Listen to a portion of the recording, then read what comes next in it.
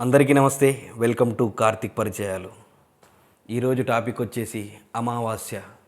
First video వచ్చేసి already చేశాను. మీరు ఆ వీడియో చూడాలనుకుంటే బయోలో లింక్ ఇస్తాను, ఆ లింక్ క్లిక్ చేయండి, ఫస్ట్ వీడియో చూడండి. సెకండ్ రెమెడీ వచ్చేసి అదే అమావాస్య రోజు మీది ఏదైతే గరడు ముక్కకాయలు తీసుకొచ్చుకొని తోరణాక కడతారో అది కట్టిన తర్వాత అమావాస్య రోజు రాత్రి 12 గంటలకు నల్ల జీడి గింజలు తెచ్చుకోండి. మార్నింగ్ అమావాస్య రోజు మార్నింగ్ తెచ్చుకొని నల్ల జీడి గింజలు తెచ్చుకున్న తర్వాత ఒక జీడి గింజ తెచ్చుకోండి.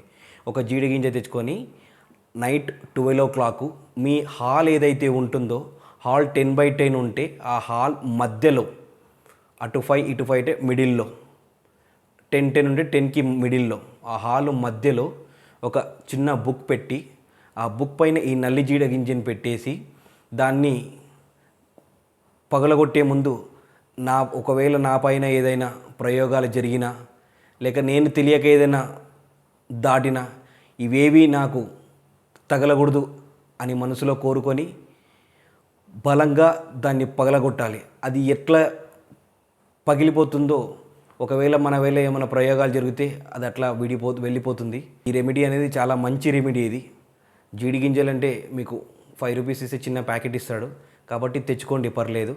తెచ్చుకున్న తర్వాత ఈ రెమెడీ చేసుకోండి.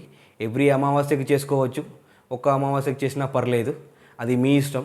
ఒకవేళ ఎవ్రీ అమావాస్యకి చేసుకున్నా చేసుకోవచ్చు, దానివల్ల ప్రాబ్లం ఏముండదు. ఆ నల్ల జీడి గింజను పగలగొట్టిన తర్వాత తీసి రేపు మార్నింగ్ ఉంటుంది కదా, మార్నింగ్ అనేది చెట్లలో వేస్తే సరిపోతుంది. స్నానం చేయాల్సిన అవసరం లేదు, జస్ట్ కాలు ముఖం కడుక్కొని పడుకుంటే సరిపోతుంది మీరు. ఓకేనా? Thank you friends. జై హింద్.